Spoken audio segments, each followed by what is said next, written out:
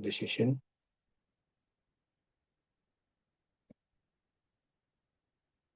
Okay, guys. Once again, everyone, welcome to Network Ethics. So I am the trainer for this 3-in-1 Firewall Mastery Program, and I am the founder for this Network Ethics Institute as well. Okay, so I am the one who handle the firewall product mostly in this institute. Okay, so today, right? So today in this demo, we are going to do live hands-on. We are going to attack our web server. So we are going to simulate the real-time scenario. Okay. So this is this Linux server is going. This is a web server. Okay. This web server we are going to attack from outside network. So by using command injection method, we are going to do that attack and uh, how how it has happened, why it has happened, everything I'll let you know. This lab is already to reduce the time, right? So like generate the attack. I have launched the web server. So create how to create the web service, how to enable web services, how to launch the web services, right? So that and all. If I start from the very scratch, right? So from the scratch, it will take time. We can't able to complete within 1.5 hour, 1.5 hour time, right? So this lab setup is already I have created. I am not creating the from the scratch. And okay, so I have hosted that web server. In that web server, I have given some loophole into that web server in that web coding, right? So that source code have some loophole. Okay, so by using that loophole from attack this Kali Linux machine as an attacker, we are going to attack this web server to gather some information about the server, like what is the IP address of that server, what is the name, domain name, if it is part of the domain, what is the domain name, what is the computer name, right? What is the what are the files inside there? So these kind of information we are going to gather, which actually it is a type of we are when hacker try to hack your network, right? So first of all he will gather the information. So gathering the information, and he can not we are not only gather the information like IP address, host name, we're also able to execute something on the Linux web server. So if you want to execute anything, if you want to create anything in through Linux terminal, that we can able to do it from the uh, this attacker machine. So because that web server which I made it, right, so that web server have some loophole. Okay, so that using that loophole we are going to bypass the we are without Palo Alto firewall security protection, we are going to bypass our web server. Then we are going to enable that security protection. We are going to enable that in our Palo Alto firewall, and after that we are going to try to do same attack, and we are going to see the result how Palo Alto is detect that, and whether the Palo Alto is allowing that attack or denying that attack, right? So that we are going to see. The purpose of the session is not to teach you like how to hack the system, hack the servers, web servers. Okay, this the purpose of the session is if how Palo Alto can able to detect the attacks vulnerable, if any in your production network, is there any vulnerability, I mean any loophole in your application or in your configuration of your network systems, right? So how attacker will identify that? If attacker use that loophole to bypass your production network, and what will happen if the loophole is not identified, if it is not fixed, what will happen, and how we can use that Palo Alto to prevent that attack, right? So that we are going to do, that is the motive of the session, today's session. Okay guys, so here I'm not going in first of all, this session I have to host, the recording will be hosted in our public YouTube channel. Okay, so how to attack, right? So the hacking related things should not be posted in the public forum. Okay, so that's why I made it everything like from the scratch. How to, I mean, I just create the source code with the loophole, and I have launched that source code into the web server.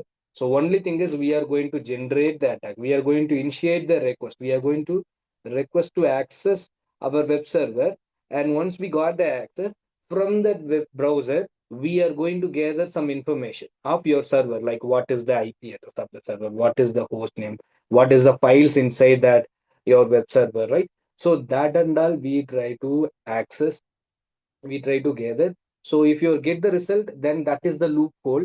So that is a loophole in uh, in your production network right now with with this web server. So that web server is not configured in secured by use. I mean, it is not secured by the code. I mean, the whichever the code I have posted, I mean, posted in that web server, that code is not a secure code. That is allowing the external users to execute some commands in your web server to gather some information as well, right? So that we are going to protect from our Palo Alto. That's what we are going to see now. And this lab is already builded. Almost 50% of lab is already pre-configured. Only we are going to execute that attack without Palo Alto production. And after seeing that result, then we are going to enable the Palo Alto protection and regenerate that attack. And we are going to prevent that attack, our production network from that particular command injection attack by using Palo Alto firewall. That we are going to see in a with a practical manner, guys. Okay. So before start this lab session, I just want to give you overview about the course. Okay. So in this course, actually, we are going to cover all major three firewalls. Okay, so Palo Alto, FortiGate, and Checkpoint. These are all the major vendors. Most of the organization, if you go any organization, definitely they will have at least minimum of these two products. Okay, so why? Because in a firewall industry, these three products, we do have a Cisco also in firewall, but when it comes to the firewall industry, these three products like Palo Alto, FortiGate, and Checkpoint, they are the giants. They are sharing. They are the. If you take 100 organization, out of 100 organization, you can able to 70 to 80 organization will use Palo Alto or FortiGate or Checkpoint or any combination of minimum of these two products, FortiGate, Palo Alto, or Palo Alto, FortiGate, or Checkpoint, FortiGate, like that. The reason why they are using multi-vendor product, so not they're in a real-time production network. Any organization, they won't rely under single vendor. Okay, so there is reason for that that we will discuss now.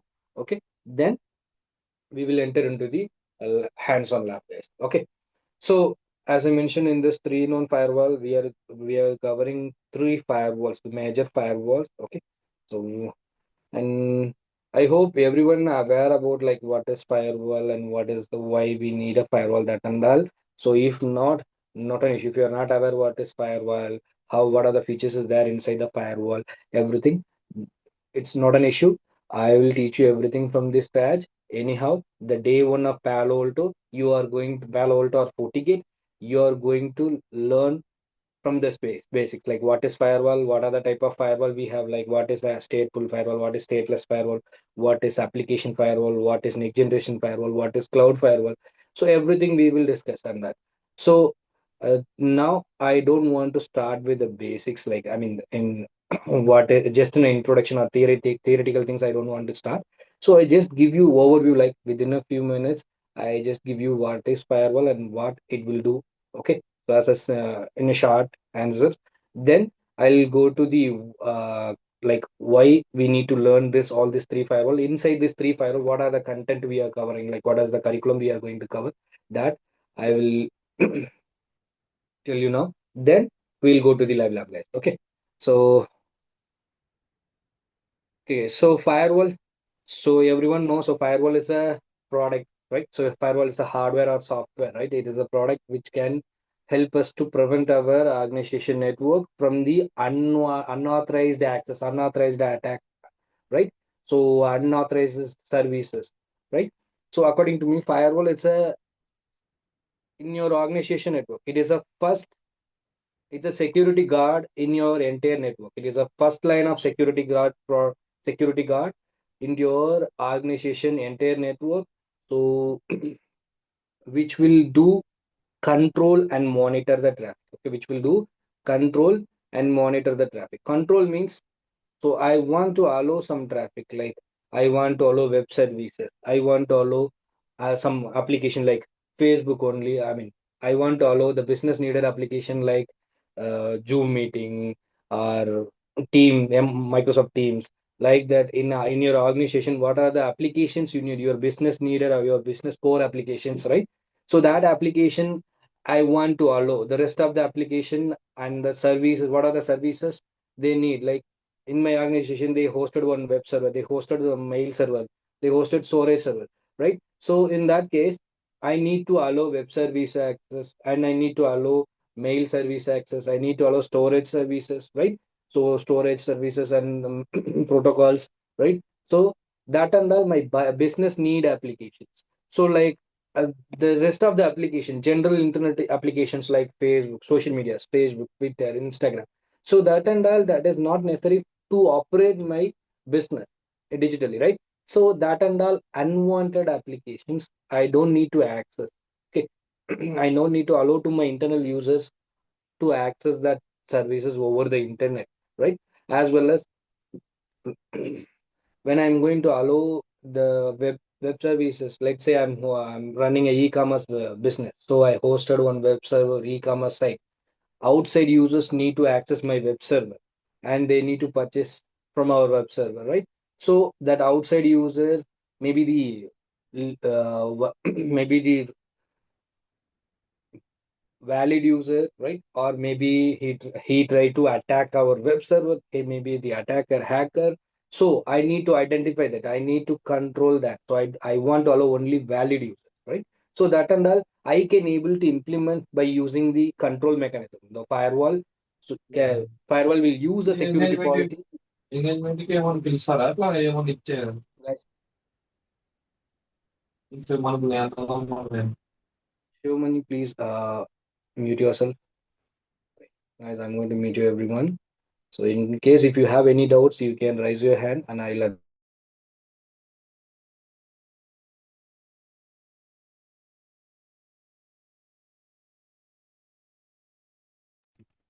Okay. So now, so by using a security policies, I want to control, I want to allow only web-based services.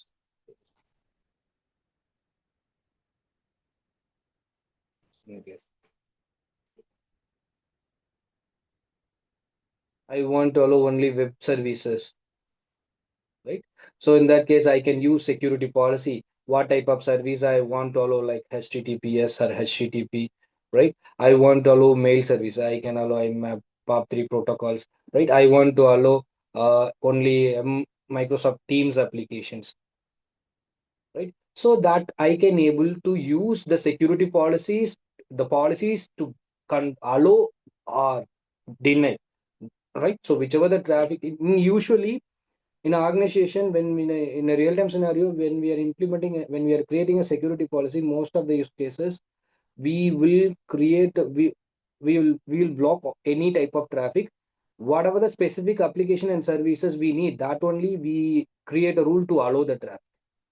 We simply will not allow all type of traffic.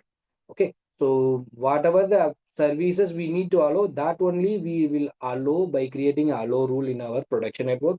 So by using that security policies, what are the applications, what are the services you want to allow, you can just go with the basic security policy. So services. Okay. If you want to allow any specific application like Teams meeting, Zoom, or any specific your core application, business core application, anything like, then you can go. You will use the application control features. Okay, in your policy itself, it will be there. Okay, and you want to allow some traffic based on the user. Let's say in your organization you have a different kind of team. So sales team, technical team, support team, like that. So sales team need some sales related applications. Like then sometimes they need to access the social media to promote their product or your product, right? So in that case, user based user. So if someone from the social sales team, I want to allow them to access the social media, then I can go with the user based identity. So all this feature we use to control the traffic. Just allow or deny.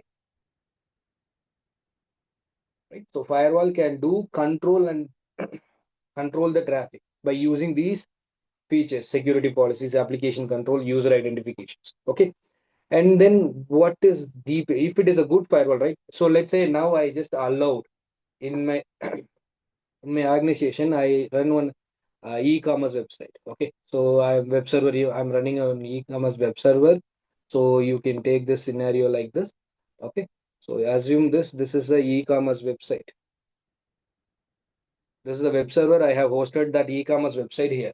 So I need to allow someone from the internet who want to purchase the product, and as well as internal users who are working as a developers to update my web pages frequently, right? So they need to allow, they need to access, right? So they need to access the web server. So I need to allow that services. So by using that security protocol, I mean services like HTTP or HTTPS, these services I'm going to allow by using security policy feature. Okay.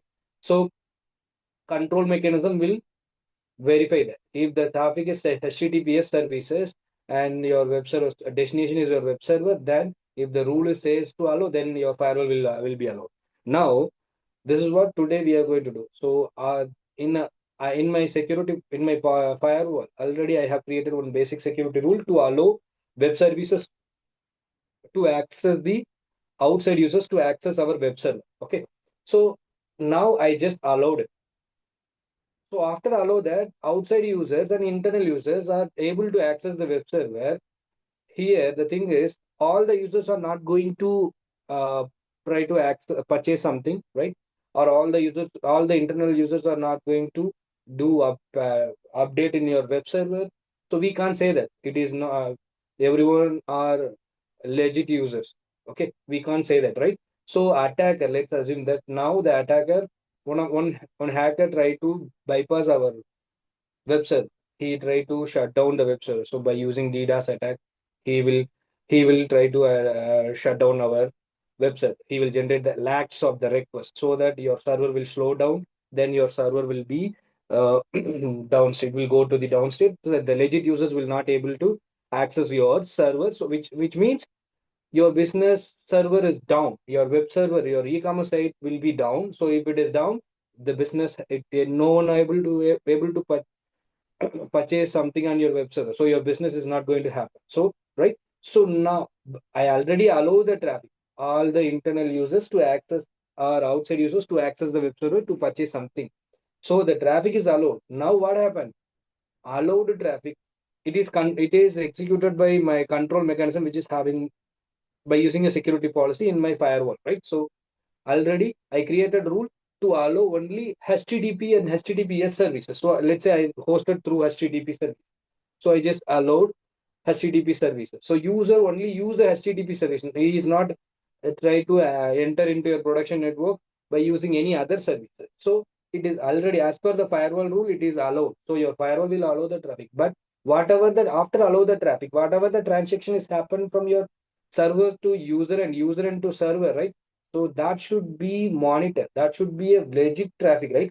If it is a vulnerable, if it is a attack, something, how we can identify that, right? For that purpose only, the firewall have one more feature called control mechanism, which is called a deep inspection, guys. Okay, so deep inspection, we call it as a deep inspection. Nothing, it's an IPS. Deep inspection is nothing, it's an IPS. You may heard about it. It's an IPS function, so which will monitor the traffic. After allow the traffic, it will not trust allow. So the request is coming from the authorized allowed traffic, authorized authenticated traffic. So it will not simply trust the traffic. It has to verify that whether it is a legit traffic, it is any any loop, by using any loophole, anyone try to attack your server or not. So we need to monitor, keep on monitor that traffic. So for that purpose only, the deep inspection feature is used here. Okay, so deep inspection feature is used here. We have a different kind of deep inspection features. In Palo Alto, we call it as a security profiles.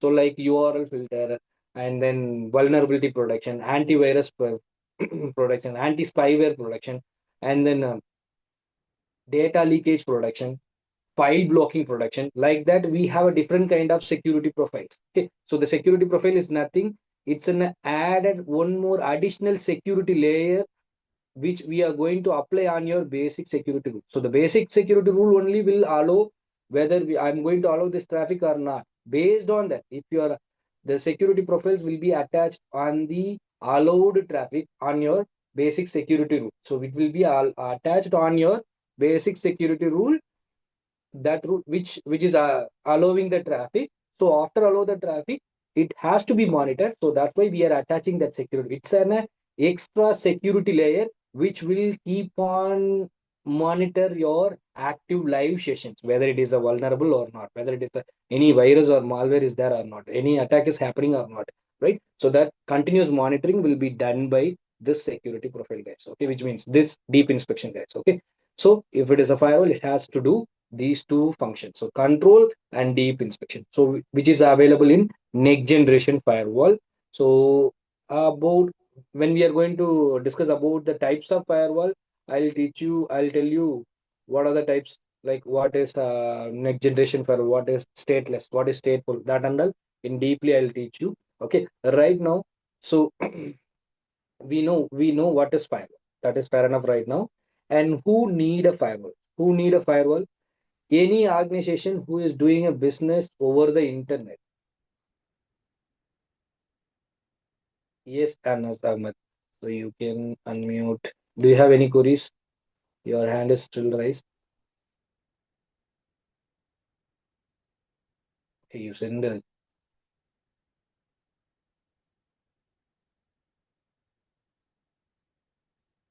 okay.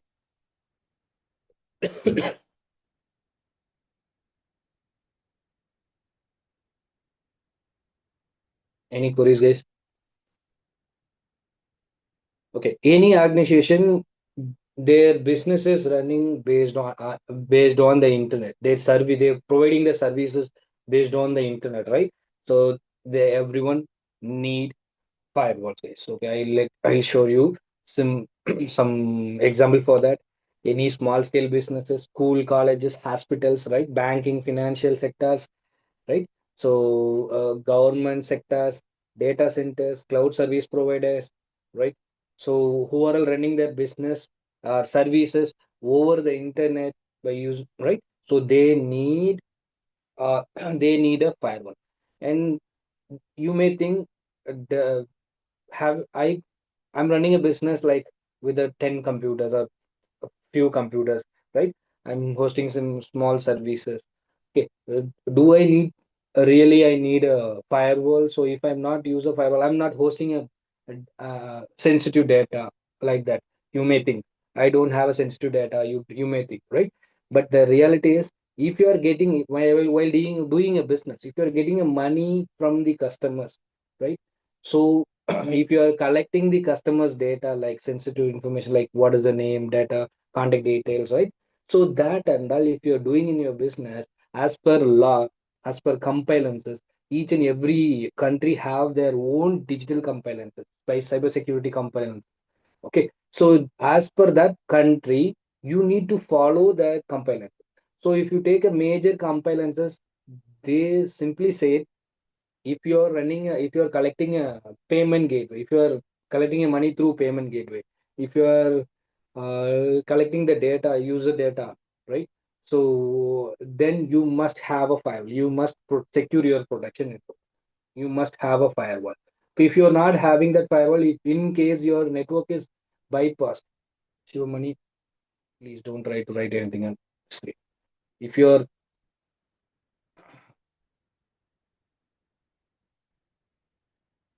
just a minute.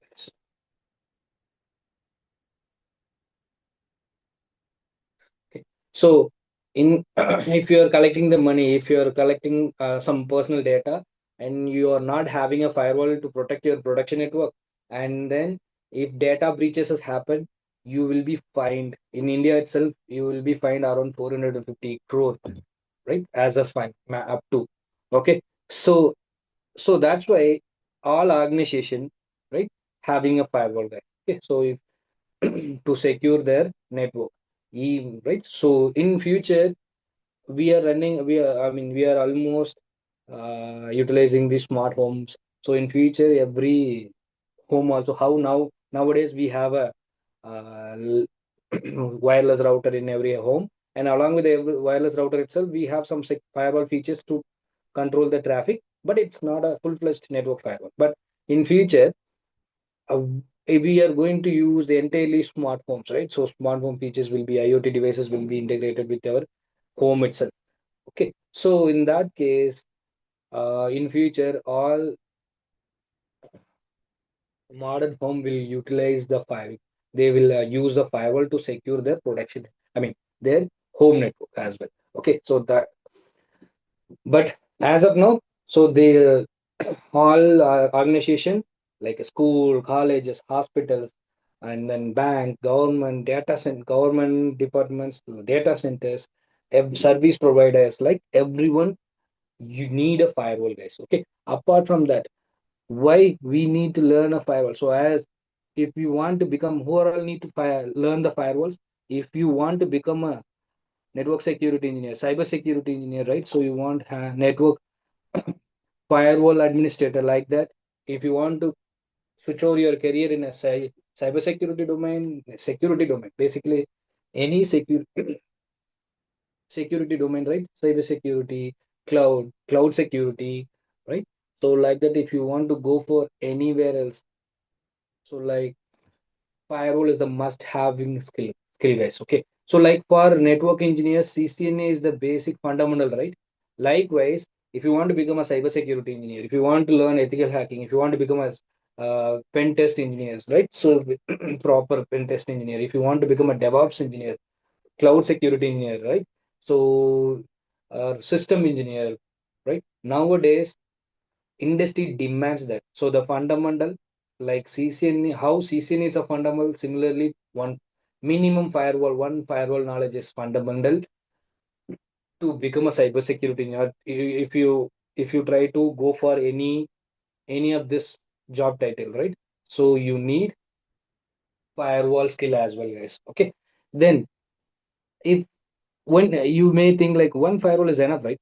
So if I learn one firewall, then it is fair enough for me, right? So I can go as a firewall administrator or network security engineer like that. Yes, it is possible. If by using a single firewall knowledge, you can become a network security engineer. And even network engineer nowadays, network engineer's role also, they are looking for the firewall knowledge, right? So if you go to the any job portal, just type like network engineer, system engineer, anything. So they will definitely mention that firewall knowledge. Okay. So you can go to the any job portal, guys. You can search over that. You can identify that. Okay. Then why multi-vendor skill? Why I need to choose these three firewalls to learn? Okay, in multi-vendor we have different kind of vendors like Sonic firewall is there, right? So Cisco FTD firewall is there, right? So then why these three firewall? Both we will discuss now. Okay.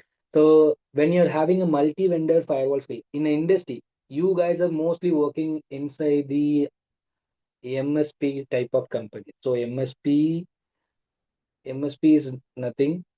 It's a kind of service, technical service providers. Okay. So who can, they are providing the people, I mean, the organization, like whatever the organization here we are discuss, right? So these sector in school, hospital, they are not going to have a dedicated technical team to manage their network. Okay, so like schools, colleges, banks, financial sectors, right? So the IT. So what they will do, they will recruit the people, they will recruit the team in externally, and they will use that people to manage their network. Okay, so that service is called SF. Okay, so MSP.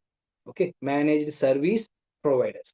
So in all Indian based companies or any most 90% of the, we are working under MSP companies. Like if you take a world's largest MNC companies like TCS and anything, right? TCS, and you can go with the NT data. right? Any organization, if you take in Wipro, everyone have doing this kind of service. They are large scale MSPs.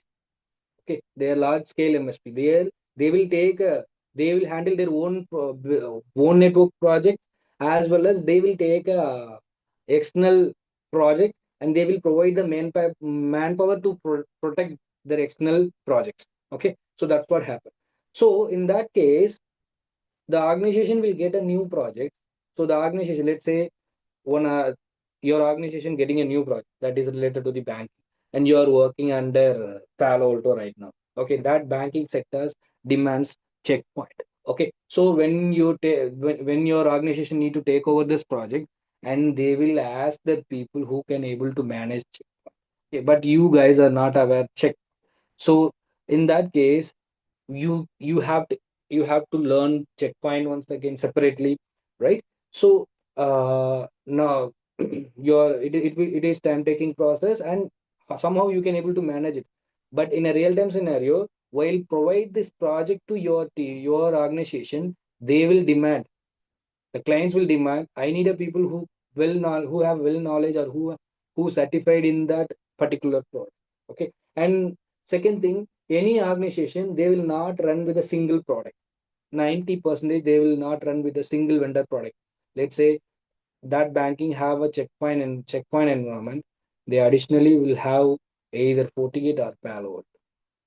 The reason is, if checkpoint, let's say in checkpoint Gaia operating system, right? So there is one vulnerability, weakness is identified.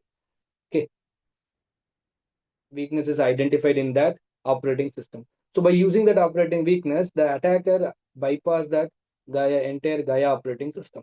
So in that case, their entire organization will be bypassed, because they depends on this Gaia operating system only for the security purpose. Okay, so if the Gaia operating system is bypassed, which means the checkpoint is bypassed, so their entire production network will be good. Likewise, in any other organization have a Palo Alto. So Palo Alto is in every patch update. They are giving a patch update for, because of that only. They identify the loopholes, and they will fix that loophole. That's why they are giving the patch update frequently to protect their operating system properly, right? So if by identifying that vulnerability or loophole, attacker, if he bypass that that particular product, Palo Alto firewall or Gaia, I mean, the checkpoint firewall, then who are using only Palo Alto or only Gaia, I mean, checkpoint firewall, so their organization entirely will be bypassed. Okay, so that's why, due to high security risk in high security demands sectors like financial, banking, hospitality, right? So they, in data center there and all, most of the scenario they will use multi-vendor product, 90%. Okay, they will use checkpoint to secure their production network, and additional one more additional security layer they will use Palo Alto. If checkpoint is bypassed, then Palo Alto can able to identify the attack, and it will block it. Okay, in if Palo Alto is have some vulnerability, and if it is bypassed, then checkpoint can able to identify that. Okay, so as an additional security layer to protect the sensitive data, all the organization have these kind of implementation. 90% of the organization, definitely they will have minimum 2 firewalls. Okay, so that's why, if you go for a job portal, they will demand under needed skill. If you check, they will they will mention any these firewalls, Palo Alto, FortiGate, and Checkpoint, like that. Maximum, if you have a maximum product knowledge, then you are the asset to the organization. You are the asset to the organization, and you can able to, in case new project is coming, so that in that project the clients are using uh, Sophos firewall, right? So, and there we can't, only Palo Alto, we can't force the client to migrate the device, right? So you need to learn Sophos firewall to support that product. Okay, so like that, support that project, right? Like that. So if you have a multi-vendor skill, right, you can able to easily learn with any other product. So other, in case in future your new project, when coming to the new project that is having a new firewall product, that is, this three firewall knowledge will give you the maximum capability to grab that that feature, I mean that firewall easily, to learn that firewall easily. Okay, so when you have a multi-vendor product knowledge, you can easily adapt with the multi-vendor product environment. Okay, so then why these three fire? So that is, you can see that because of this. So previously I mentioned that the organization are already 90% of the organization are using multiple vendor products due to security reasons. Okay, due to compliance. In Indian law, compliance says that if you are collecting your money from the users in for any business, you must have minimum two firewalls. Okay, so like that, different kind of compliances are there. So most of the compliances which is for health purpose, hospitality purpose, using, right. So in that case you must have two firewalls. So if you are getting a financial transaction, you must have a two firewalls. Okay, so like that, the compliance also forcing that. So that's why every vendor who do that particular business, then they're having a multiple vendor product for these two reasons, guys. For you as a network engineer, as a firewall engineer, for you to have a multiple firewall knowledge will give you the more job opportunity. The reason I already mentioned that. Okay, so when you have a multiple product knowledge, then you can work with any environment, and since you are able to handle, as a single man you can able to handle multiple vendor product, obviously your growth and salary will be higher. Okay, and in future your job roles will be, you can get the higher job roles, like you can become a security architect, firewall administrator, firewall architect, like that. You can implement and you can start your own MSP as well. Okay, so so if you have a knowledge, proper knowledge, guys. Okay, and that's the reason why these three firewalls, so it is dominating the market. As I mentioned already, 90% of the organization, I mean, if you take 100 out of 100 organization, 70 to 80% of the organization will use these three products. At least minimum two of these products they will use it. Okay, so that's why it is high job demand. Okay, and then, so this is the reason why you need to choose this multi-vendor product. So it's not a mandatory to take all these three firewalls. If you're not, if you're willing to learn only one firewalls also, you can choose any of the firewalls. Okay, so but I'm telling you the truth behind the industry. So what they are demanding, what is the demand right now going inside in the industry, so which will help you to get better opportunity. Okay, for that purpose only I am explaining this. If you're not, if I mean, if you want to learn one by one, that is also fine. You need to you can choose any one firewall as well. Okay, so apart from that, in this three firewalls, okay, so I will, if I start to discuss about the curriculum fully, right? So I need more than 1.5 hours to explain all this curriculum, guys. Okay, so I have a pre-recorded video. I will share with you what is the exact edge-to-edge curriculum. We are covering all these three firewalls. Now I just want to give you the overview about the curriculum. Okay, so what level certification we are covering it in Palo Alto. We are covering. There are two type of certification, two type of courses, which is called PCNSA and PCNSE. Okay, so in PCNSA you will learn about fully about Palo Alto firewall in terms of configuring, in terms of individual management of your administration, configuration and administration of Palo Alto firewall, uh, to achieve the day-to-day security activities in your production network. So after that, you will learn PC. In PCNSE, you must have a Palo Alto firewall knowledge, PCNSA knowledge. Along with you will learn, this is Palo Alto firewall product. You will learn one more product called Panorama. P- Panorama, it's a centralized management product where you can manage multiple Palo Alto firewall under one roof. Let's say in you're working on MNC, that MNC have 100 branch.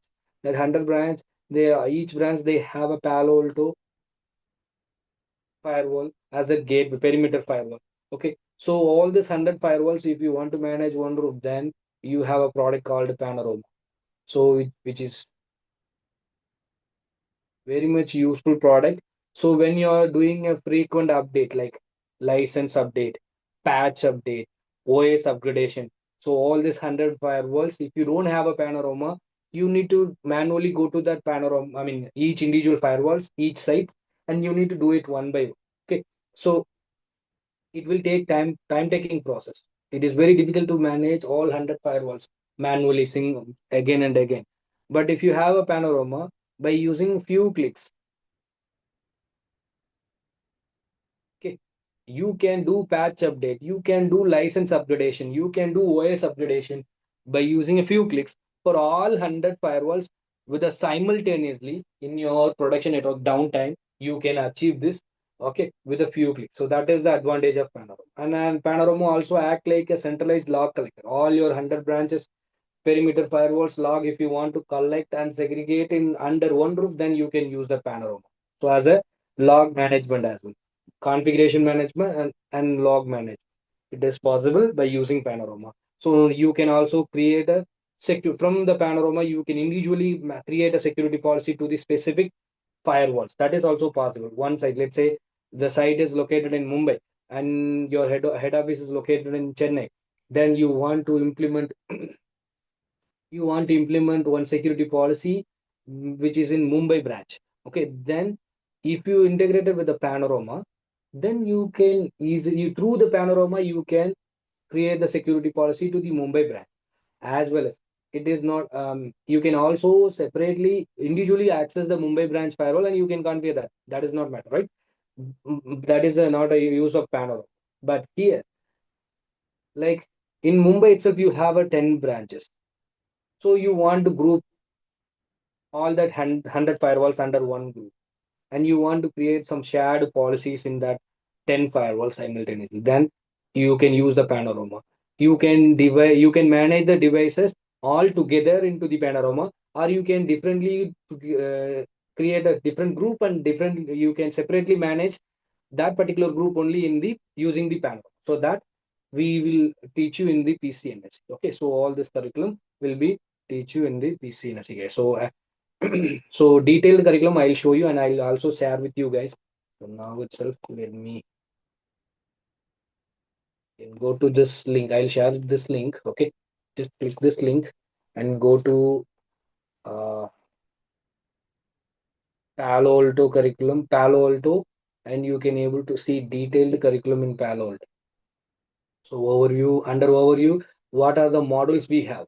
Okay, so 15 models we have, and each model, if you go to the full schedules, you can see weekly basis. In day one, what are the topic we will cover? Day two, what are the topic we will cover? Up to week 8, 2 months. The duration for this Palo Alto, it will take 2 months to complete, guys. Okay, why? Because we are covering Palo Alto PCNSA and PCNSE both. So that's why it will take 2 months to complete all Palo Alto. Okay, so likewise, you can get detailed curriculum information in this website. Okay, for FortiGate,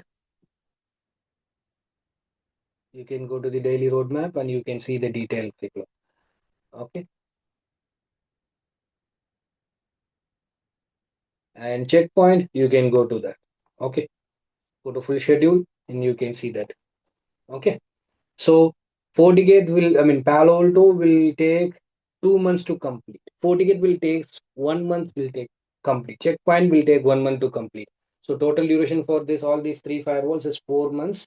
So if you want to join, we are running a morning and evening batches.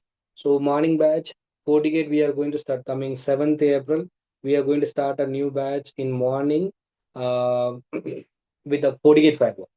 Timing will be 7:30 a.m. to 8:30 a.m. After the demo, I will share you the time slot, everything, guys. Okay. And evening, we are starting in 7th April. We are starting a new batch with Palo Alto. That is 8:30 to 9:30 timing. That is 8:30 to 9:30. Okay. Yeah, I will share you. I will share you guys. So I will share you the topologies and I will share you the uh, lab guide, I mean the curriculum. So right now, I will share you in the chat box so you can use this. Okay. You can just click this link and you can see our detailed course curriculum, guys. Okay. So apart from this, so after completion of Palo Alto, you are eligible to write PCNSE examination because we will cover PCNSA plus PCNSE both. And FortiGate, previously that certification is called NSE 4. Okay, now that certification is called Fortinet Core Certification, Fortinet Certified Professional or FortiGate Administrator. Okay, Certified Administrator. Okay, so this is the core examination. If you want to go for NSE 5, NSE 6, in Fortinet we have Fortinet environment. We have NS up to NSE 8 level, 8 level certification. So not only when you go for a NSE 4, 5, 6, 7, 8, that and all, you are going to learn different kind of product. Not only Palo Alto, I mean FortiGate. So in Palo Alto we have a panorama, right? In FortiGate, we have a different product to manage to manage all FortiGate firewalls under one roof. We have a product called FortiManage, and to segregate, to collect the logs and manage the logs and under central location, you have a different product in Fortinet. In Palo Alto, Panorama itself it will do both, but in FortiGate, you need Forti Analyzer for. Okay, so Forti Manager and Forti Analyzer and all, it's a core. I mean, it's a allied paper or it's a choice paper if you want to become an NSE 4 certified engineer. But FCP, FortiGate Firewall, is the core certification. Okay. It's a basic and core certification. If you're looking for NSE 4 certification, NSE 5 certification, or anything else, first FCP you must complete. After the FCP, you must write the either certification in a Forti Manager or Forti Analyzer. If you complete the Forti Manager certification, then you will earn the NSE 4 certification. Until unless you will be called as FCP certified engineer, Fortinet certified professional. Okay, the validity for this certification is 2 years. Okay, the cost for the certification FCP itself 400 USD. For Forti Manager and Forti Analyzer 400 USD. Okay, so it's one of the costliest certification. But Palo Alto a PCNSA or PCNSE, it's around 180 USD. You can directly, if you have a panorama knowledge, you can directly write the for PCNSE itself. There is no prerequisites to complete the PCNSE. Okay, you can write the PCNSE expert level certification, but you should have a hands-on to write that examination, guys. Okay. In checkpoint like Palo Alto, there are two type of certification. We will cover CCSA and CCSC.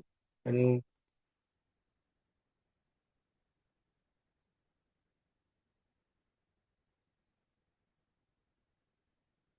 Shivamani, I will share you everything. No worries. So in checkpoint, similarly like Palo Alto, CCSA and CCSC, and you if you want to become an expert level certificate, checkpoint certified security expert, right? So you must have a CCSA examination certification, checkpoint certified security administrator. Okay, so this certification you must have. So the cost is around 300 USD. So for this and 2 years validity you will have. After that only you can go for a CCSC examination. Okay, so our curriculum will cover both CCSA and CCSC both, but the certification when you must complete CCSA first. Okay, the duration Palo Alto 2 months, FortiGate 1 month, and checkpoint 1 month. Total 4 months. And we have a morning and evening batch simultaneously. Morning batch will go separate product, evening batch will go separately. If you want to complete in a fast track manner, you can join both the timing if the timing is available. I mean you're available in that particular time. If timing is suitable to you, then you can write the examination. I mean you can join both the badges if you are looking for all these three firewalls. Then you can complete your entire courses within three 3 months. Okay, 2.5 months, 2.5 months to 3 months. You can able to complete. Okay. So regarding the detailed curriculum and everything, I already shared the course curriculum uh, link, right? Detailed curriculum schedule. I have already shared you, and after the demo, I will share you that link as well. and then whatever today I'm taking, that content also I'll try to share that. Okay. So now, okay, so the cost for this training program, right? So actual cost for this training program is almost 30,000. So now we are giving a 40% offer. Okay. You can take this all these three firewalls around 18,000 itself. Okay. So if you want make a installment payment, you can make your payment in two installments. Okay, so while joining a 50%, while joining your course, you can make your payment first installment. After completion of one firewall, you can make it your second installment. Okay, and additionally, if you're from joining from India, you will get this course for 18,000 rupees. If you're joining from the abroad, the actual cost is around 450 USD. Individual firewall is 150 USD. Okay, so total firewall is all these three firewalls comes under 450 USD. So after 40% of discount, you will get around 270 USD itself. Okay. So you guys, right? So those who join the demo, right? So if you want to join after the demo within uh, 24 hours, right? So you will get a one more opportunity. You can you if you join on all these three on firewall master program with a single payment, right? So you will get additionally, you will get 5,000 rupees as a extra discount. So which means you can take all these three firewalls with 13,000 itself. Okay. So if you're ready to make your payment as a single payment and for 13,000 itself. Okay. So those who are joining from the abroad, you can enroll this course for 240 USD itself.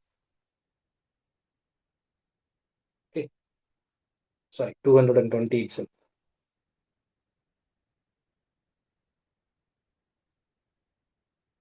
220 USD itself.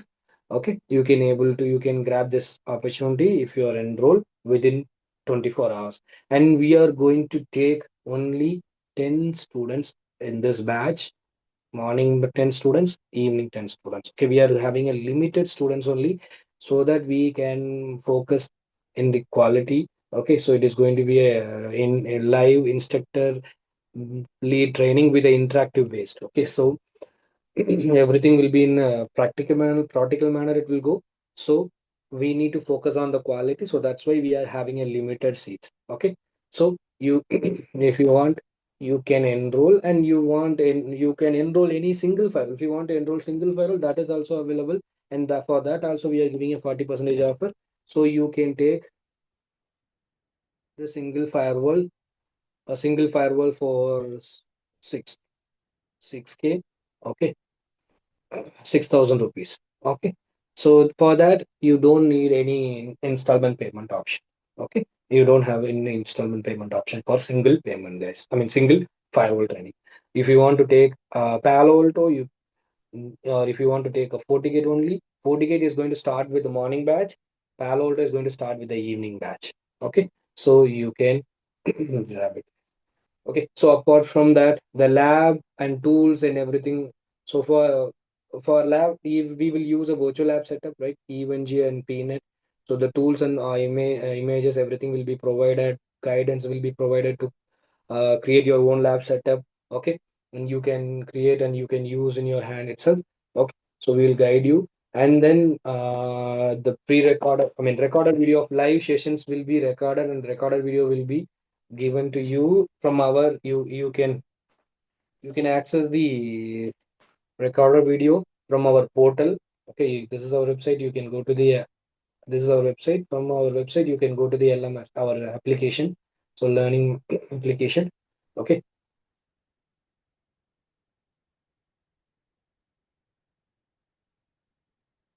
So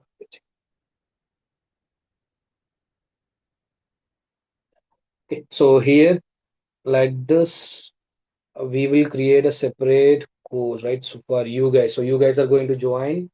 You guys are going to join Palo Alto evening batches and FortiGate, right? So like that, I will create a separate course for in your month like April. I will create one separate course here, and in this course, I will give you the access. Okay. So here. you can see the recorded video of our all live training program, and then documents, everything will be uploaded in this portal itself. Okay, you can access from the portal, you can access through mobile application, you can access through web application, everything. Okay, so we'll give you that access. Okay, so Lohikaran, I already told you, you can just go to the our website, and just this is our website. You can go to our website and click Access LMS. You will get the portal. Okay, so I'll share you the website link here.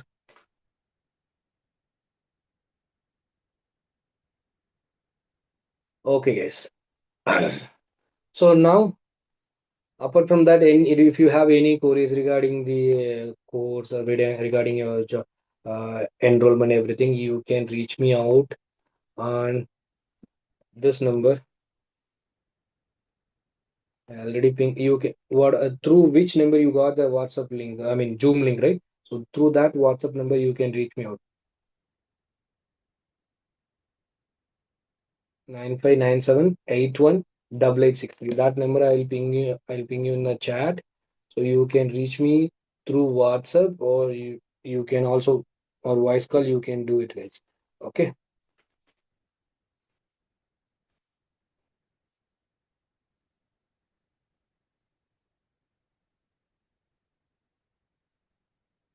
Okay. So now, sorry for the delay. So almost 9:30. So now we will go to the live session. I mean, our today's demo lab.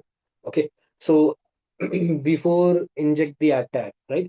I just want to share you about this topology. Like this topology, I have my inside network LAN network, where my internal users are going to, internal employees are going to lying here. Okay, and I have a server segment as well, so where I have a web server, mail server, storage server, these kind of things I'm going to host. Okay, so due to demo, I just use a sample topology here. Okay, so to explain you, if I connect with the multiple devices, you will get confused, so that's why I just used few devices here. Okay, so this is my Linux web server, Ubuntu web server. Okay, I have running on web server website here. Okay, my server segment have a IP 172.16.2.0/24 network. Okay, and for that network is connected with my Palo Alto firewall, with the 172.16.2.1 IP on the Ethernet 1/3. Okay, so I already configured my Palo Alto firewall Ethernet interface, and I assigned the IP address, and I have assigned the zones, the prerequisites to implement this lab.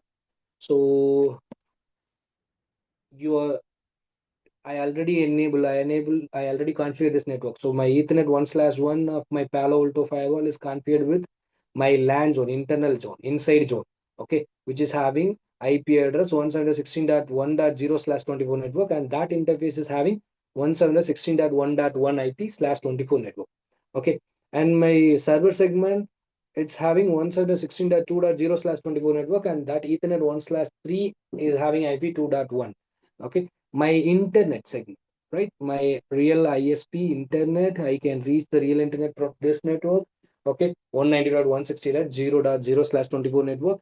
In my firewall, to connect public network, I have a public IP. In this simulation, this network is the public IP.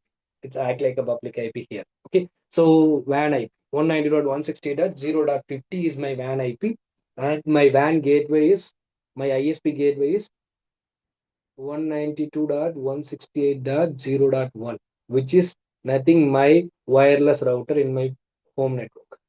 Okay, so from my wireless router, I'll connect my ISP network AC. From my ACT network, I reach the real internet. Okay, this is how I can able to connect the real internet, guys. Okay, so here what you need to do, you need to allow LAN users to access the internet. Uh, so you need to create a security rule, and you need to implement NAT route to reach the internet. You need to configure the default route in your Palo Alto firewall. Okay, to allow internal users to access the internet. Likewise, in our scenario, we are going to implement the attack on our web server, which is hosted in the server segment, server zone, the DMZ zone, right? So that server can be accessible by the LAN users. If you want to allow LAN users, then you need to create a rule LAN to DMZ. But my scenario, I, as a out attacker from the public network, I am trying to attack the web server now. So in my Palo Alto firewall, which means as per the business scenario, this web server is, let's take example, it is a e-commerce site. Okay, this e-commerce site. So as a legit user, I try to purchase. Let's say it's a you can take it Amazon.com. So as a legit user, I'm going to try to purchase something. So in from the internet, they are going to purchase. So I need to allow my outside users to access my website. So which means in my Palo Alto firewall, I need to enable security policy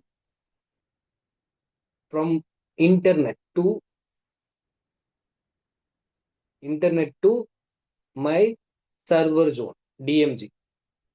Okay, so we call it as a DMZ where outside users also to access your internal services.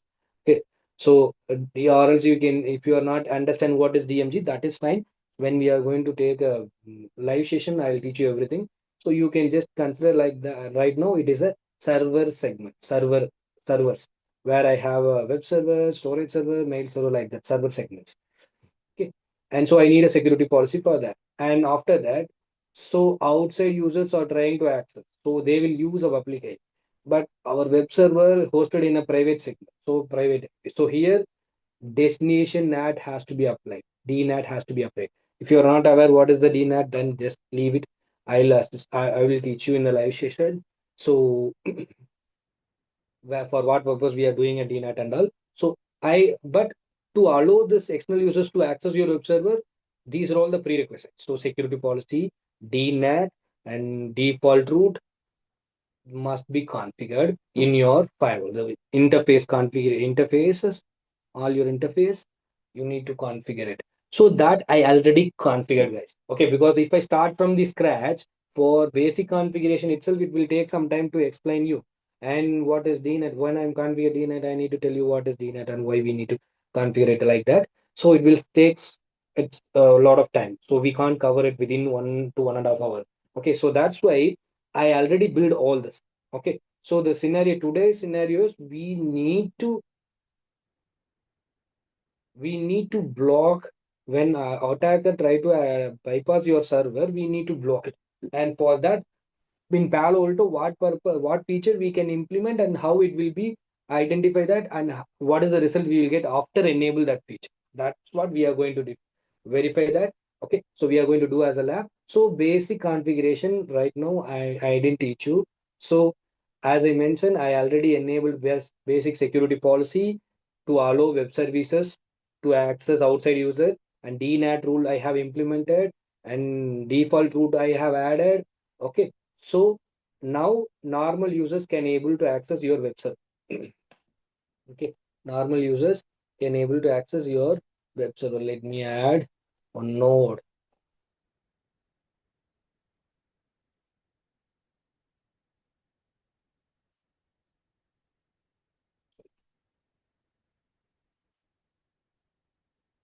Windows machine. This machine also it's going to be a part of internet user because I am connecting over the internet only. Okay, not inside your internal network. So this is he is going to be a legit user. He is going to be attacker. Okay. Actually, we are not doing any type of attack. We are using a loophole to right now we are using this web server have some loophole, and but as an attacker we identify that loophole and we are going to implement by using that loophole we are going to gather your server information. Okay.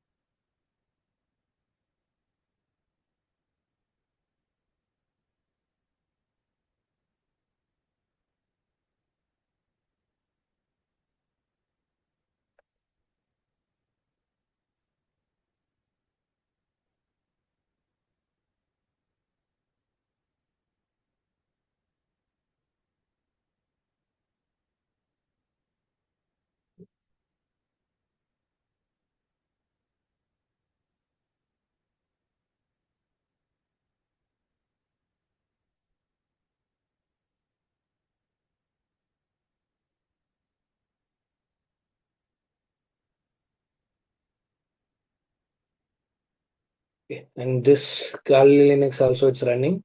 Okay. So now what we are going to do, we are going to try to access this web server, and this web server have a public IP.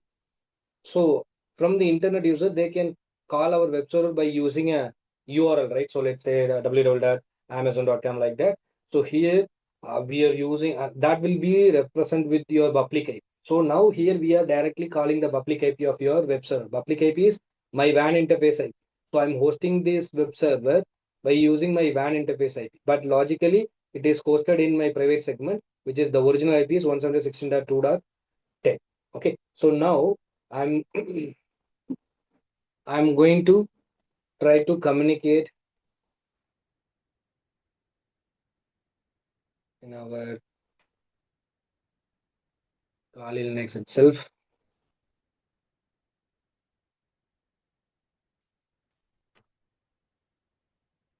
Okay, so let me try to. So I already tested this. So let my web server. Let me ping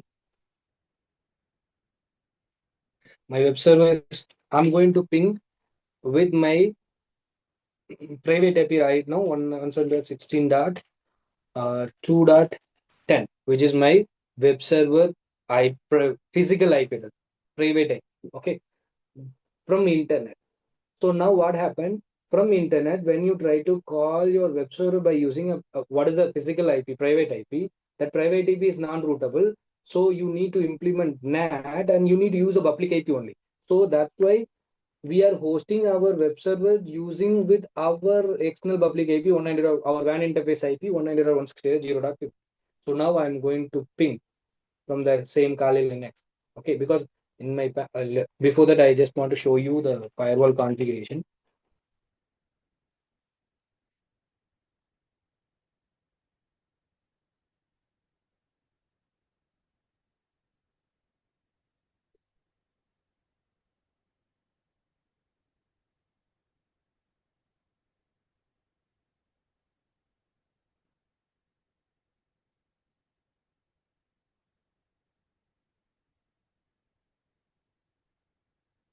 Okay, so you can see that in security policy, I have LAN to WAN, LAN to internet users to access LAN to internet access, as well as I have one more policy, internet to web server access, right? So outside user from the internet, they try to access our web server. So I have a policy in that. This is the policy this is the policy which is going to allow us right now. Okay, and you can see that in the second policy, I allowed what are the type of services? HTTP and HTTPS only. Okay, so rest of the services I'm not allowing it right now. Okay, so now, so now I'm going to call my by using a HTTP service. I'm going to call my web server by using private IP and as well as public IP. Private IP is non-routable, so that's why we will not able to get any result. So before that, and under network interface configuration, you can see that. So my LAN WAN DMZ interfaces configuration, and I have one NAT rule. Inside NAT, you can see that this is the NAT rule. Third rule, web server access. So first one is LAN users to access the internet from private IP to public IP access, source NAT. And second one is second one, third one, the NAT we use to um, sorry. Yes. So second one, third one, we use to implement destination NAT, which means outside users to access our internal web server. This NAT. Actually, this is the NAT. This NAT only will allow us to access our web server. Okay. So now, how to configure that and all, I'll tell you later in our live session. Okay, so now let me go to my attacker. I'm sorry. Also, let me go to my web server machine.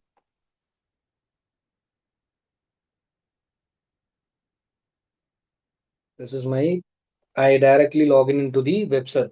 Okay.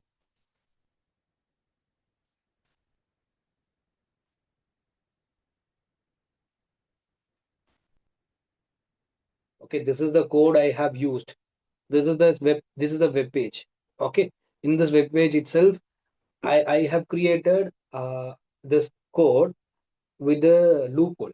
What is saying this code? This code is saying that by using web services, user whatever they try to give a command by using the keyword CMD, and that command has to be executed in the system.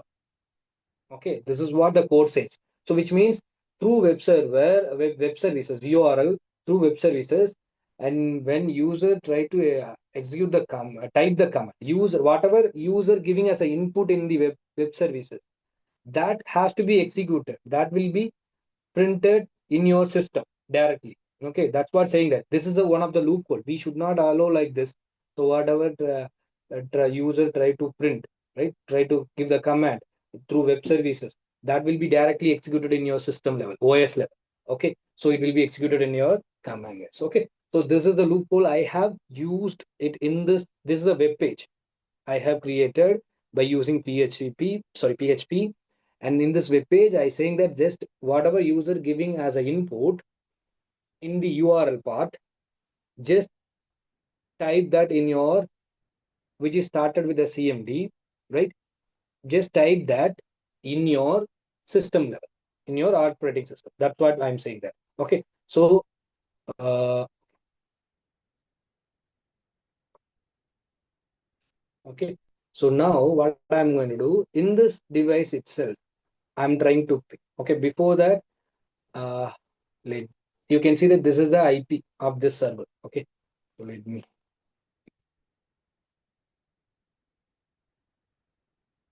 you can see that IP address of this server is 116.2.10. Okay, so this information I'm going to get in my attacker machine itself by using web services. Okay, by injecting the command injector attack. Okay, because my code is having that loophole, that weakness. My code says whatever user giving in the URL part as an input in following by the CMD command, CMD keyword, that should be printed in your OS level. That's what saying that here. So by using this, by identify that loophole, attacker is going to inject some commands to gather some information about our server.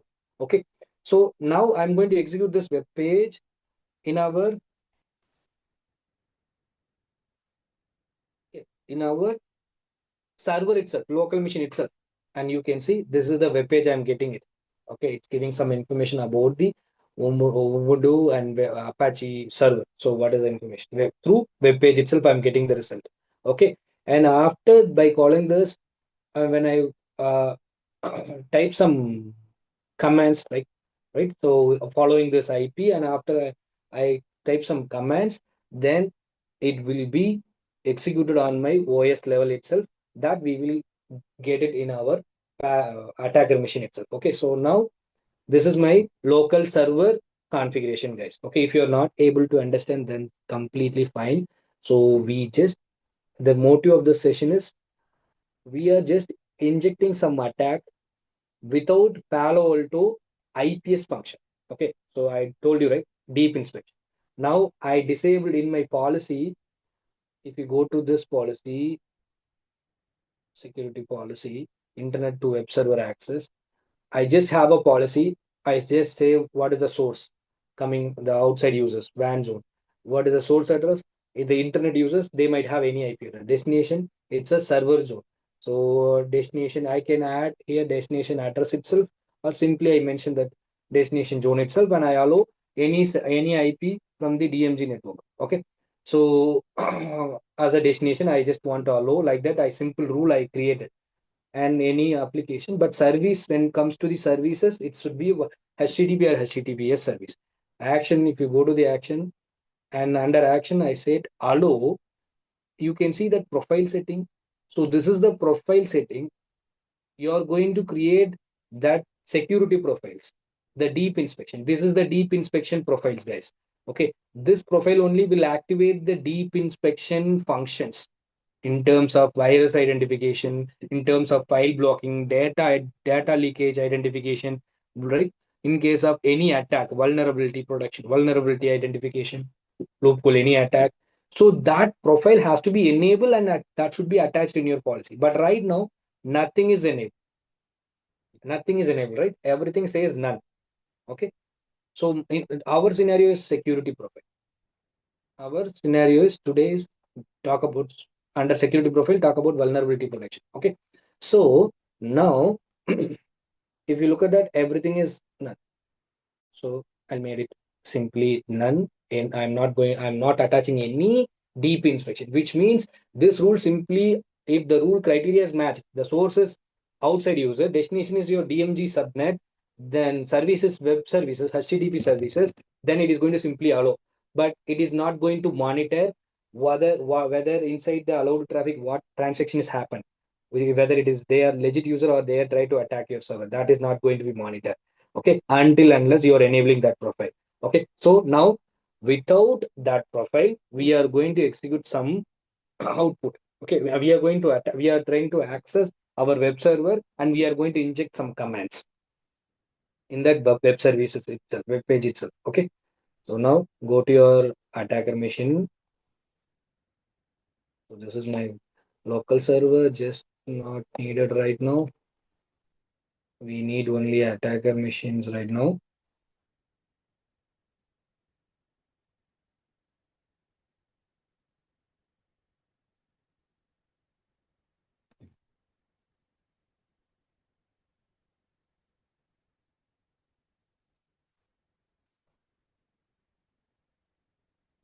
I'll complete within few minutes, guys. Just give me some time, okay?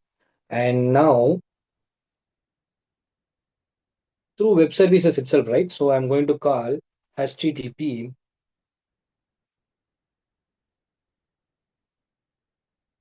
I'm going to call directly. I'm going to call the private IP, physical IP of my web server, 116 dot one. Sorry, 2.10.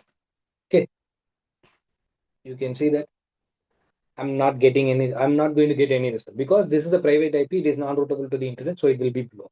So that's why we mapped in a NAT rule, DNAT. We mapped our public IP, which is our outgoing IP, WAN interface IP, 192.168.0.50. So now I'm going to call 192.168.0.50. Okay, let's see. You can see that I'm getting a result here.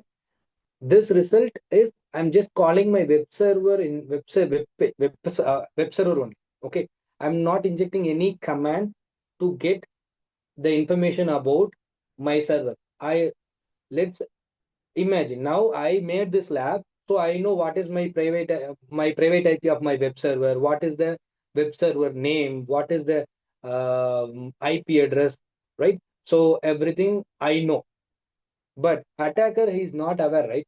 Attacker is not aware that, so he's that he is he knows our web server URL or web public IP. He knows only public IP, but he doesn't aware what is the private IP of that server, what is the host name of the server.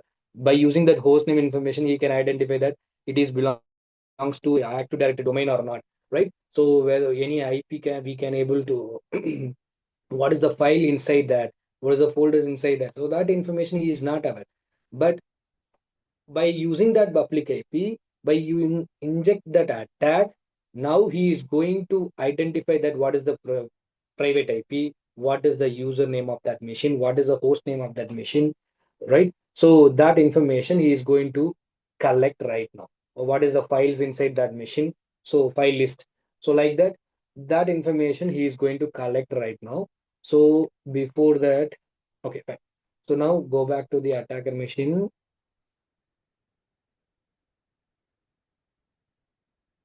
from the same URL.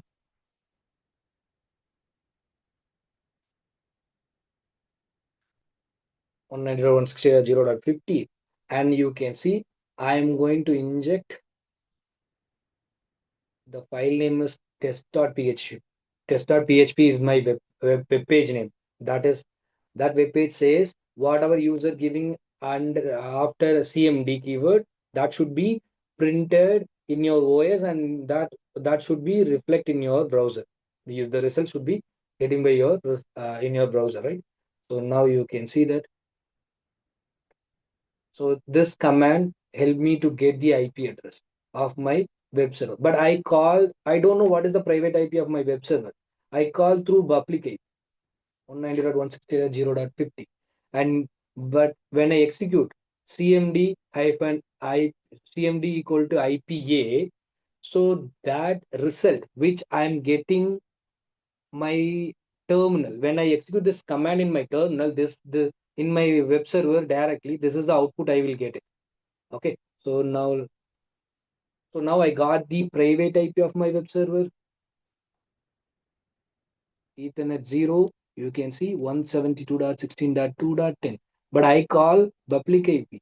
But in this URL, what I mentioned in by the my code says in URL, after command, whatever the keyword is coming, that should be printed in directly in my OS itself. So OS is reflecting the response. So now it's saying that what are the Ethernet card it has and what is the IP address. Okay. So now, okay, now what I'm going to do, the same command you can execute directly from your internal web server, which is having private IP. It will give you the same output. But scenario is this information, now this attacker, I know what is the private IP. What is the private IP of your web server? So he can easily bypass your product network. And now he want to collect some more information. Okay. So go to here and use another command.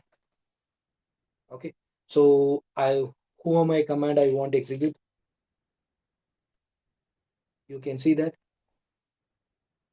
www.data.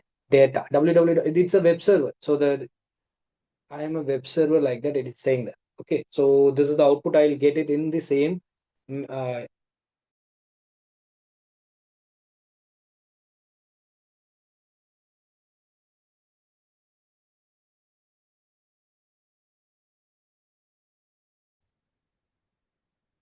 you can see that it's a Ubuntu username is what? Username itself.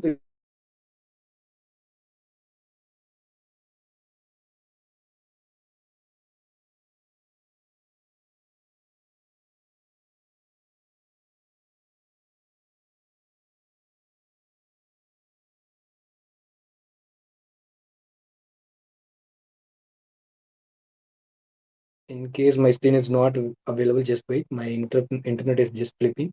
Just wait. We'll be back. Okay. Oh, everything is visible now. Okay. So now I got as an attacker, I identify that what is the IP of that machine, and I also identify that what is the operating system inside Ubuntu. Okay. So host name, if I give something like host name, so which means through URL I'm injecting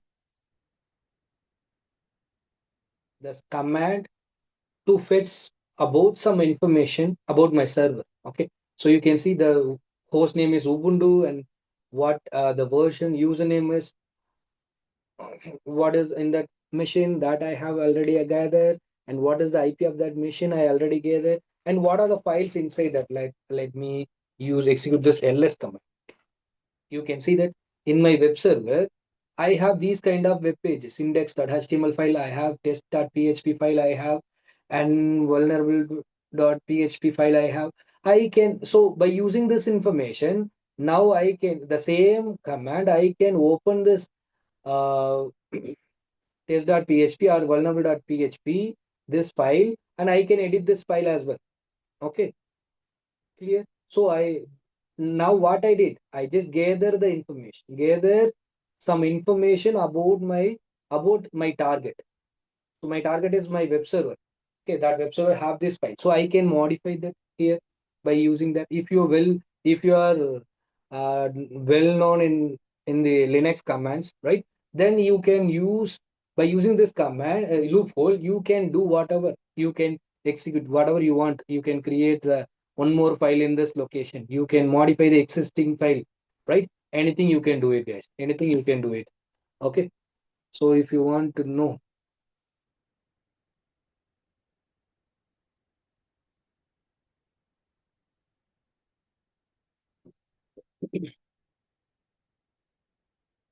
so any,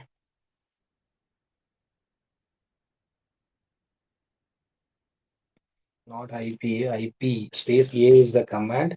will give you the IP information, right?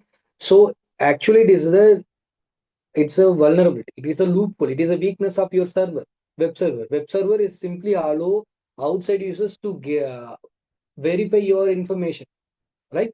So by using web URL itself, he just executing some command. He is injecting some command, and he is getting the result on that, and he can able to gather that server information.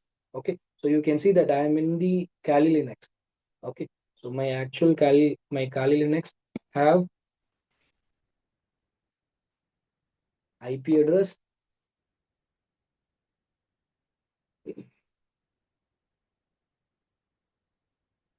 There it is.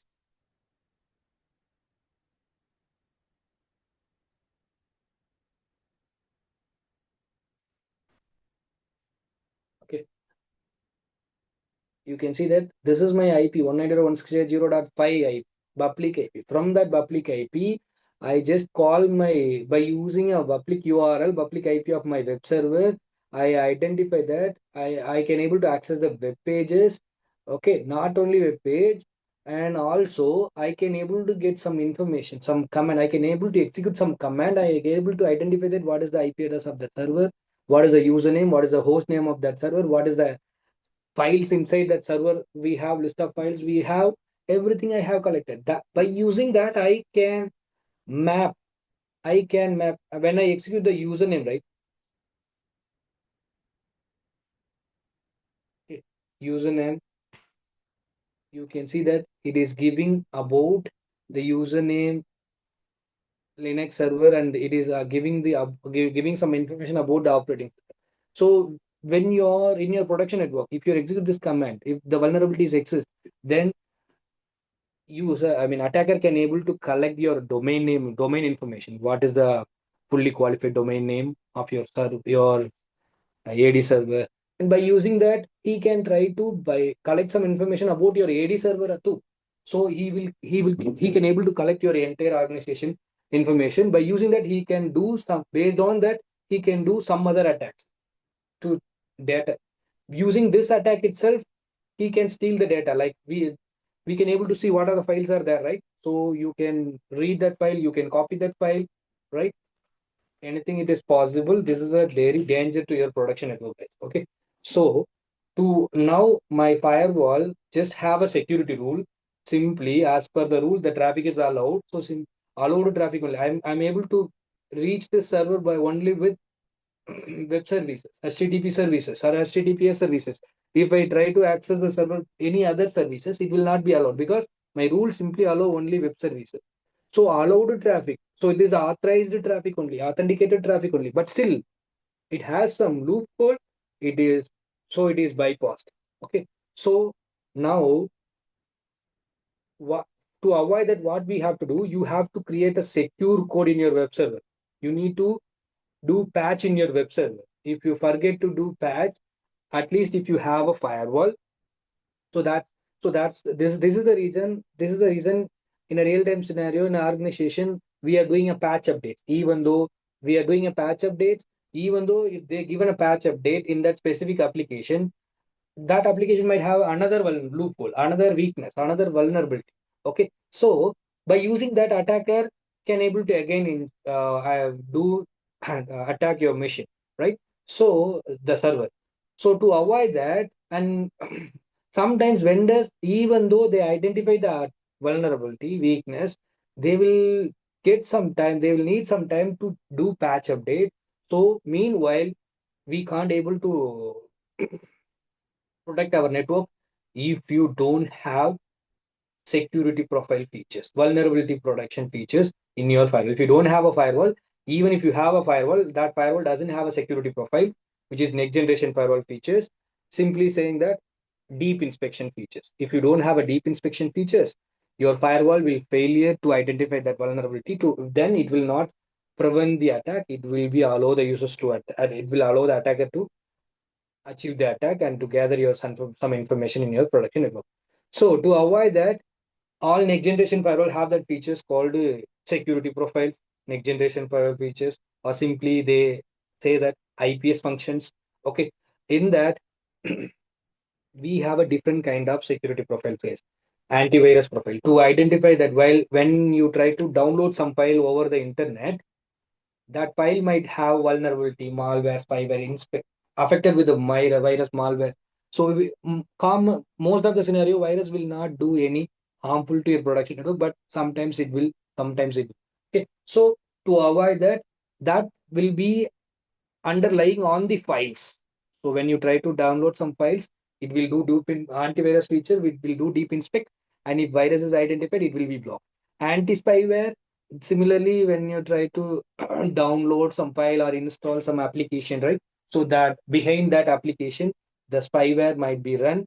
Okay, so to identify the backdoors, so which will collect your all your activities in running behind your application, and it will give that information to the attacker. Okay, so to it's basically spy on you. Okay, so to detect the spywares, we need a dedicated security profile called anti-spyware. So here comes today's topic, which is called vulnerability protection. Vulnerability protection, it's not basically, it is not a virus malware attack or virus attack, it's a just a loophole, or it's a weakness of your application. So I have a door. In the door, I just closed the door, but I didn't use my key to lock. So in that case, even though I have a door, the attacker, I mean the thief can able to enter into my room without any additional effort, right? So the same way, any application you're hosting or you're accessing as application, you're accessing for your business application, Teams, Microsoft Teams, Microsoft Office 360 devices, I mean applications, right? So, or anything, any application may contain loophole. So that might not be identified right now, or that might be identified, but it is not addressed properly. Okay, so in that case, attacker knows that attacker knows that he will use that loophole, that weakness point to enter your production. By using that weakness point loophole, he will enter your production network just like we did right now, and he will collect your information about your network, and he can also do, I said, like he can delete the files, right? Delete the data, delete the servers, shut down the servers. That is possible. Okay, that is possible. So it is a very dangerous, guys. It is very dangerous. Okay, so that's why every vendor, every application, Shivamani, it will close. Just give me another 10 minutes. I'll complete. So we will now we need to apply the security profiles, and I'll show you the result. How firewall block that. Okay, so just give me a 10 minutes. So now what happens? So we the every vendor will not properly identify sometimes. So sometimes they will have some loophole. They unknowingly they will leave that loophole, and that will be identified by the well-known attacker, well-versed attackers, and they will use that loophole. So that's what we did right now with a simple web page with the loophole of printing all the commands, injecting the commands using URL. So this web page simply says whatever user giving as an input in the URL, just print in your web server, in your OS level. Okay, that's what says that. So I identify that, and by using that loophole, I want to gather some information about the server IP, server files, whatever the files is there, server username, whether it is located with the and Active Directory domain or not. So some information I just want to know, and by using that loophole, I identify that. So the same thing attacker can do it. Okay, if they are doing it, we will lose our data, like we will lose our file. I mean, in a production network, we lose our data. So it is very dangerous to our production network. So we should apply the security profiles. So until unless that server is patch update is completed, so we can protect that in web server, even though the web server is not having a secure code or any protection. We can identify the vulnerability in a network level itself. We can block that, in our firewall and itself by using that vulnerability protection. So what is vulnerability? I already explained that there is a loophole, weakness, bug, or misconfiguration. So you are not securing your server or devices properly. That lead loophole, that loophole is called vulnerability, weakness. Okay. And we use the example case study, weak, non-secure, weak web application, which I have created. This is the code I have used there, and I implemented that vulnerability. So we have tested that result, and user can able to print the commands and get, I mean, attacker can able to print the commands, and he get the result about your server information. So he collected the server information. He can also see the file details as well. So he can able to delete and modify everything. He can able to do it. So it is a loophole, right? So we need to fix it. So for that, we have a vulnerability protection profile. So that profile we need to attach it right now. Okay. So go to your firewall here. So I show you this attack. I made it myself, and so this profile, I vulnerability protection profile, customize, I did customized one. I attached that. I'm going to attach right now. I'll show you what is the vulnerability protection, how it will look like. So you can see that vulnerability protection in your firewall, there will be dedicated to vulnerability protection profile rules. So simply, it is a predefined one. It simply reset, most of the cases reset the connection. It will not block it. Okay. Or it will block it if you want very critical. So you can right now, if I start what is severity, what is critical level, what is thread name, so it will give you a lot of confusions and it will take some times. So in our in our live production network, sorry, in our live session, I'll teach you when we are going to discuss about the security profiles. I will start from what is virus, what is threats, what is vulnerability identity, what is the code, right? So what is the unique code? Everything I will tell you right now.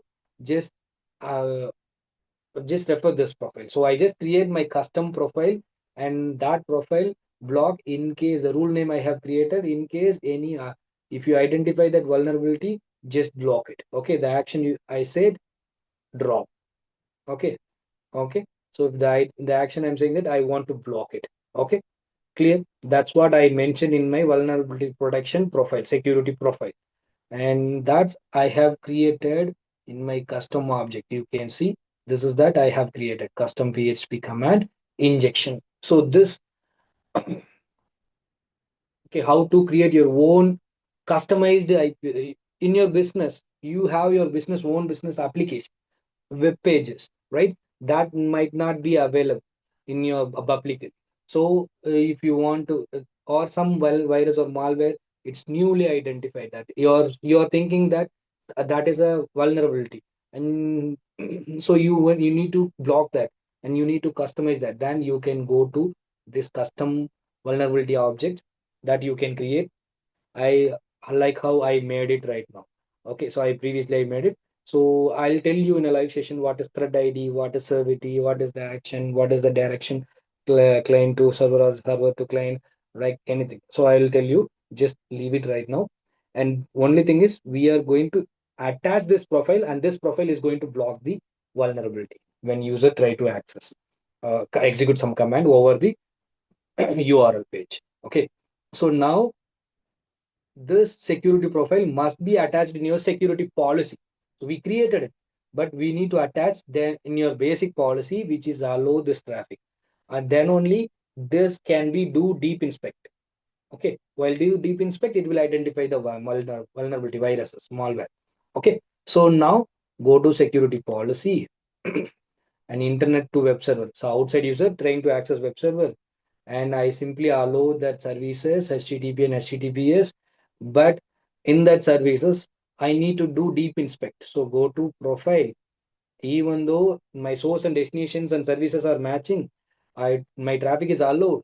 I need to monitor the live traffic flow. So anything is vulnerable, any attack has happened, then I need to block it. So well, I choose vulnerability protection, and inside that I choose the vulnerability policy, protection policy. There is I shown you these three rules, right? Default strict only by default coming with your firewall. The custom one which I made it. Okay. So now custom I'm attaching these vulnerability profile, security profile, customized thread to identify that PHP based vulnerability, URL based vulnerability command injector attack. Okay, now just click OK and do commit. Now in my firewall timing is almost 5:11. Okay, 5:11, 4th March, sorry, 3rd April 26, 5:11. Okay, once it is, you need to save the changes. Whatever you are doing apply, that should be committed. Committed means you are saving, and that saving will be applied under running configuration. So your firewall will take action. Just 5 more minutes, guys.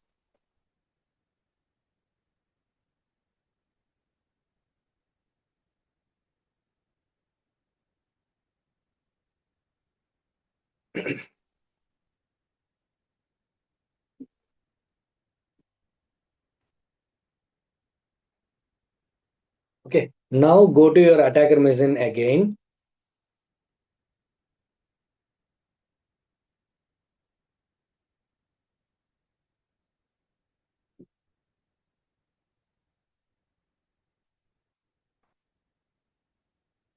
So now what I'm going to do, I'm going to execute the command. Previously, when I use IP A, right, it is printing my, sorry, space A, it is printing my IP address, right? It's my previous output, guys. So ls command, it is executing ls command, but now the request is still, you can see my request is still processed. Let me ping. Now I'm not going to use any command. 190.168 dot 0.50. Okay, let's see what we have. You can see my firewall allow my web server web page result. In my URL, I'm not using any commands. So this is legit traffic according to my firewall rule. But when I inject some commands, okay, like whomir, IP, verifying the IP command, it is not going to give any result. Okay, still that IP command, ls command, like go with the whomir. Whomir means this, it should be reflect your OS name on your detail, right? Or you can see you will not get in your web page, you will not get any alert like it is blocked or kind of thing, because you are not trying to download anything, you are trying to access some services. Okay, so this is resetting right now. Your firewall is by identifying that command code, right? So you are executing some command over the URL. So that as per the security profile, that is called, that will be treated as a vulnerability thread. Okay, so the thread has to be blocked as per the vulnerability protection. Okay, now let me go to firewall monitor and traffic. You can see this is the traffic from WAN to DMG and source my public IP 192.168. My sorry, this is my attacker machine IP, and this is my web server public IP. Okay, the we try to access web server, right? So just refresh once again. This is about the traffic flow, and now whether that virus or virus identified or not, I mean the vulnerability identified or not, if it is identified, that what is the action you have taken by your firewall, right? It is taken by firewall that you, if you want to identify that, just go to thread. You can see that timing, you can see 4th, sorry, 3rd April 9:51. What is the time now? It's a 5:11, right? Now still it is not yet updated. It just take few minutes to update that information. Okay, sorry, just me expand this. You can see that general information about this traffic. Action is taken, action is blocked. You can see that action is dropped. Why it is dropped?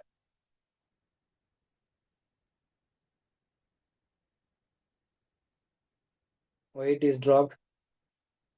You can see that some vulnerability.php. This file is identified. This is identified as a vulnerability, and they are executing some command. Okay, you can see that why it is blocked. Threat type is vulnerability. Okay, and repeat count, it is injected twice. Request is happened twice, right? So used by the malware app. I mean, the risk level is 4. And what is the vulnerable file name? vulnerability.php. vulnerability.php. So this is the file web page which is having vulnerable file. Okay, but this is having a weak code. So that web page allow users to print, I mean, attacker to print the commands and get the result from the OS. Okay, so that's why the action says block. Okay, so let me just refresh. Table 4, table 950, 951. Okay, so just saying that file 11. Let me refresh one more time. Uh, so this time I did this attack through our attacker machine, right? So what I'm going to do simultaneously, sorry,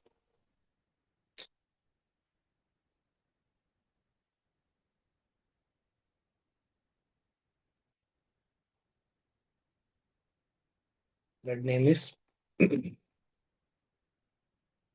sources 192.168.0.5, right?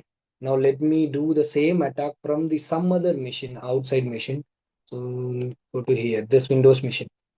Okay, because we don't need a Kali Linux for this, because we are going to just print the command line from your web page. Okay, so this machine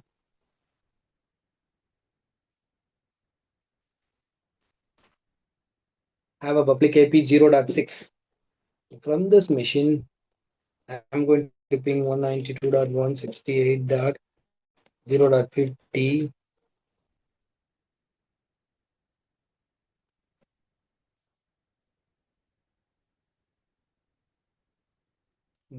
.php.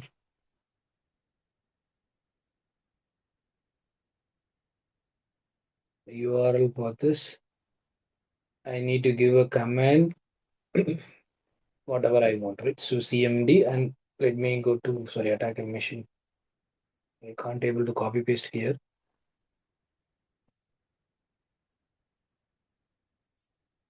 CMD to ls. Okay.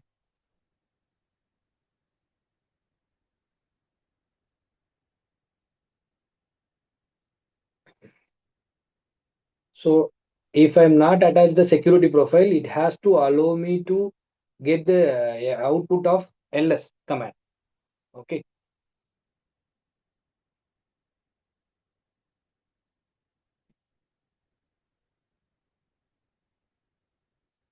IPA I'm going to use. You can see that. So now I'm not getting the output of my web server information, IP address, or if you want to provide the host name, let me execute the command.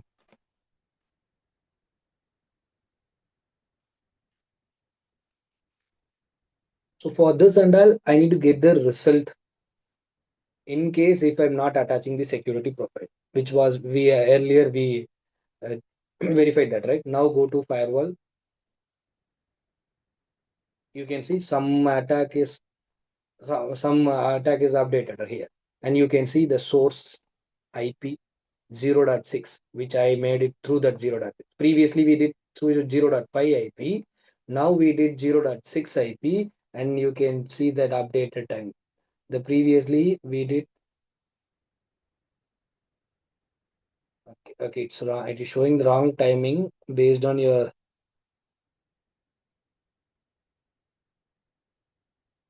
okay, actually correct timing only, guys. Sorry.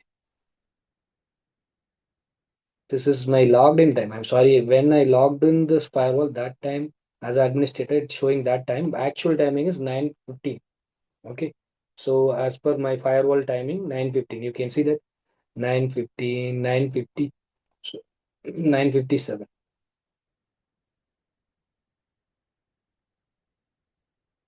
9:56, 9:57, right? So sorry, the 3rd April date. Okay, and the source you can see that 0.6, which is we initiated the traffic, and that is identified as a vulnerable. And what type of vulnerability? What is the action is taken? Action is dropped. What is the traffic? Source is coming from WAN zone.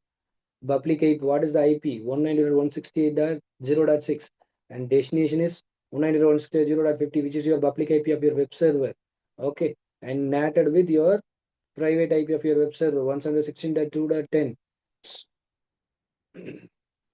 And thread is identified. Thread type is vulnerability. What type of vulnerability? It's a custom PHP command injection vulnerability, command injection attack we initiated using PHP file, right? So with a weak web page, which is printing the your user input in the in URL as a command, whatever the command they are giving in the URL, that is directly printing into your web server, and that is giving the result.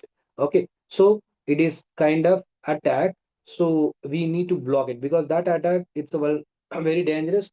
By using this attacker can identify that everything. What is a file? Well, vulnerability.php, vl.php. This is the web page which having loophole. So by using this loophole only, attacker try to get the information. So it is blocked. Okay.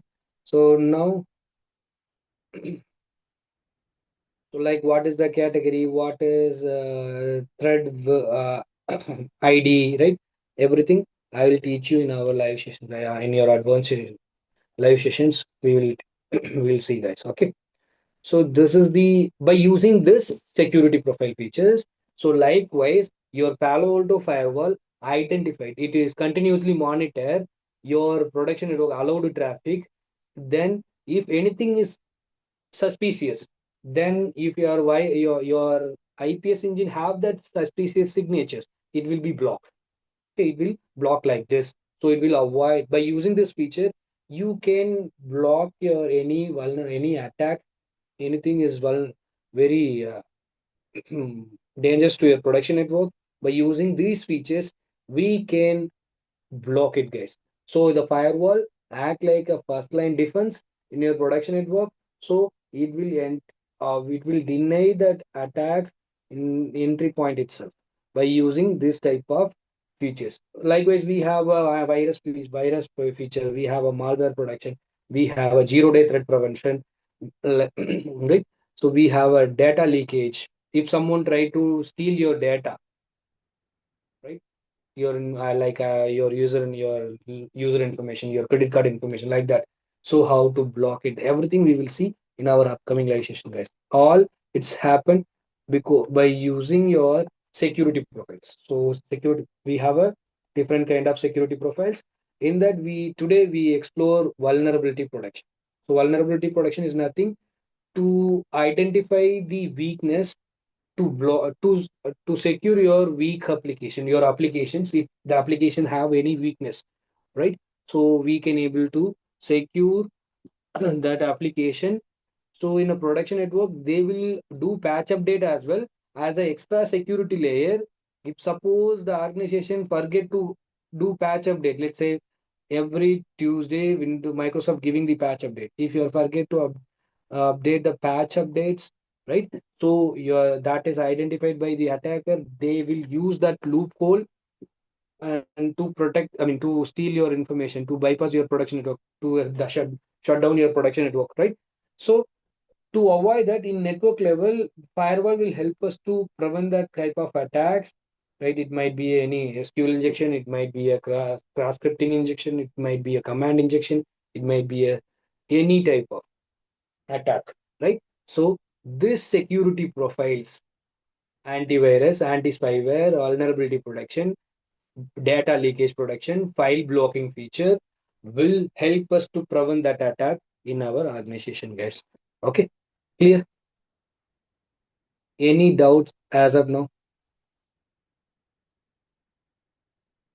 So I shown you the visible result, how it will look like if you are disable this attack. Let me show you once again. I'm going to disable that profile.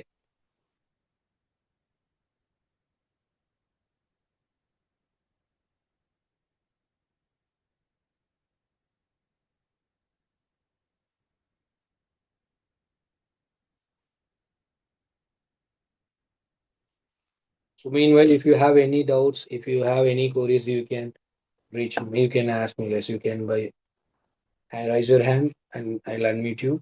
You can ask.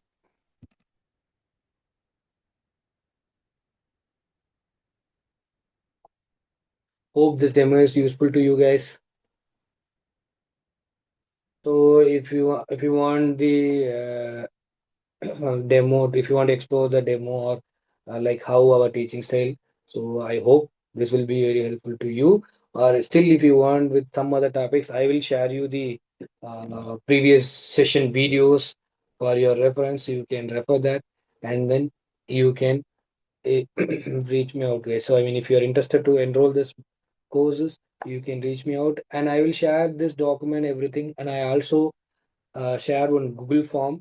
So those who are all interested to join this batch, and you can fill that form, and our team will our team will reach you from this number, guys. Our team will reach you from this number.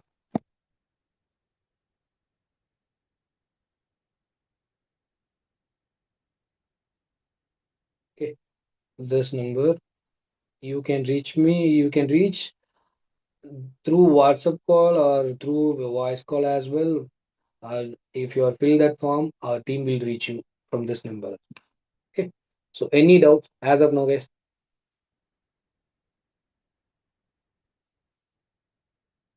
You can see that now I got the result. Who am I? Or if you want to know IP, you can see that I'm getting. Previously, I'm not getting that result. Now I'm getting that result. It's because of I disabled that security profile, so that's why I'm getting this result. So my firewall simply allow the traffic, but it is not deep in. It is not monitoring the traffic. When you attach this security profile, it will monitor that.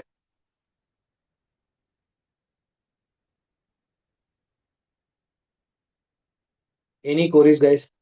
Are you there?